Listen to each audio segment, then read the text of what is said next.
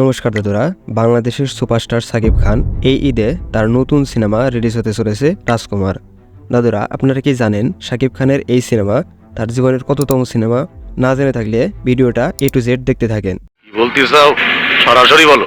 রাজকুমারের সব ইনফরমেশন জানার চেষ্টা করব এই ভিডিওতে। তো চলুন শুরু করি আজকের ভিডিও। রাজকুমার সিনেমাটির কথা চলতে থাকে 2020 সালের দিকে, কিন্তু করোনা প্যান্ডেমিকের কারণে পোস্ট প্রোডাকশনের কাজ পিছিয়ে যায়, সব কিছু থমকে যায় এবং তারপরেও সাকিব খানের অভিনীত সিনেমা হিমেল আশরাফের ডিরেকশনে নির্মিত হয় 2023 সালে প্রিয়তমা, যা বেশ ব্যবসা সফল একটি সিনেমা। গত বছর 2023 সালে ডিসেম্বরের দিকে রাজকুমারের সিনেমা শুটিং শুরু হয়। সিনেমাতে যারা থাকতে যাচ্ছেন তারা একজন বড় বড় তারকা এবং খুবই এক্সপিরিয়েন্স সম্পন্ন। হিমেল আশরাফের হাত ধরেই সাকিব খানের প্রিয়তমার সিনেমার যাত্রা শুরু হয় এবং তার ইনকাম উঠেছিল অনেক উঁচুতে বলতে মনে পড়ে গেল রাজকুমারের ট্রেইলার সাকিব খানের জন্মদিনে 28 মার্চ দেখানোর কথা ছিল বুর্জ খলিফার উঁচু ইমারতে, কিন্তু এখনও তার কোনো নিউজ আমরা পাইনি। আপনাদের কি মনে হয় দাদুরা, সিনেমা রিলিজের আগে কি দেখা যাবে সাকিব খানের ট্রেইলার রাজকুমার বুর্জ খলিফাতে? কমেন্ট করে জানাতে পারেন। রাজকুমারে অভিনয় করেছেন সুপারস্টার সাকিব খান, যে কিনা রাজকুমারের মাধ্যমে তার 250তম সিনেমা রিলিজ করতে যাচ্ছেন। সংখ্যাটা বেশ লম্বা, তাই না? 45 বছর বয়সে তার সিনেমার সংখ্যা 250।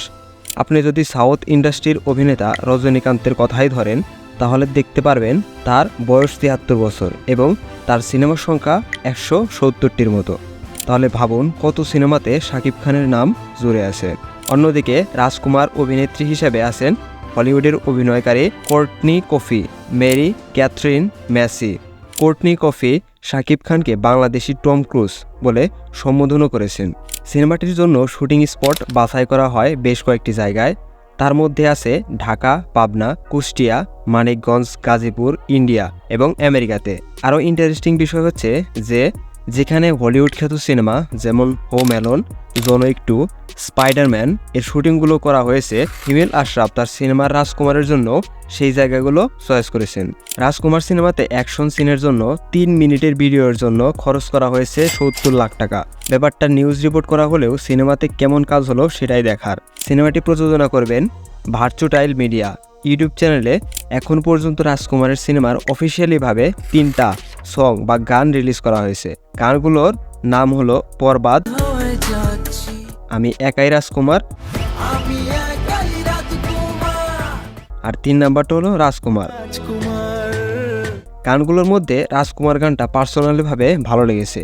শ্যুট থেকে শুরু করে colour grading, style, dress up, camera angle overall good. নায়িকা শুধু একা একা হাঁটতে থাকে আর অন্যদিকে সাকিব খান হাতে ফুল নিয়ে গান গাইতে থাকে, আবার কিছুক্ষণ পরে দুইজন একসাথে হাঁটতে থাকে, লোকজনের মাঝে হাঁটে, বরফের মধ্যে হাঁটে, নদীর ধারে হাঁটে, তারপরে জড়িয়ে ধরার মধ্যে দিয়ে আমি তোমার রাজকুমার গানটা শেষ হয়। সাকিব খানের লুকটা কিন্তু দারুণ মানিয়েছে।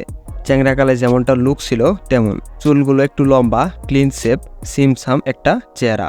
অন্য 2টা গানের মধ্যে বরবাদ গানটা ছিল বিরহ টাইপ এবং আমি একাই রাজকুমার গানটা একদম বাংলা সিনেমাতে যেমন সিনেমাটোগ্রাফি চয়েস করা হয় তেমন কালারফুল পরিবেশের সাথে রঙিন পোশাক পরিচ্ছেদ। দেখতে গেলে 3টা গানই সিনেমার পরিবেশের বিবেচনা করা হয়। যেমন ধরেন, নতুন প্রেম হলে আমি একাই রাজকুমার, আবার প্রেমে বাধা তৈরি হলে বরবাদ টাইপ গান, এবং সর্বশেষ সবকিছু ঠিকঠাক হয়ে যাওয়ার পরে রাজকুমার গানটা। অতএব গানগুলো সিনেমার গল্পের সাথে তাল মিলিয়ে তৈরি করা হয়েছে বলে মনে হয় আমার। আরও কিছু নিউজ আসলে ভার্চুটাইল মিডিয়াতে জানতে পারবেন।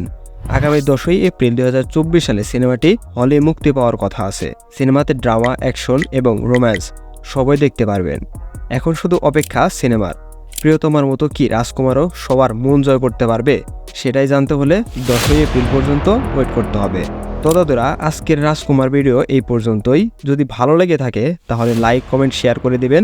আর যদি জানতে চান সাকিব খানের প্রিয়তমা সিনেমাটি কেমন ছিল, তাহলে আমার চ্যানেল থেকে ঘুরে আসতে পারেন বা প্লে আইকনে দিয়ে দেব, আপনারা সেখানে ক্লিক করে দেখে নিতে পারেন। আর দেখার ইচ্ছে না থাকলে স্কিপ করে চলে যেতে পারেন। তো দাদুরা, আজ আমি যাচ্ছি, দেখা হচ্ছে নতুন কোনো ভিডিওতে। ততক্ষণ সবাই ভালো থাকবেন, সুস্থ থাকবেন। Good night.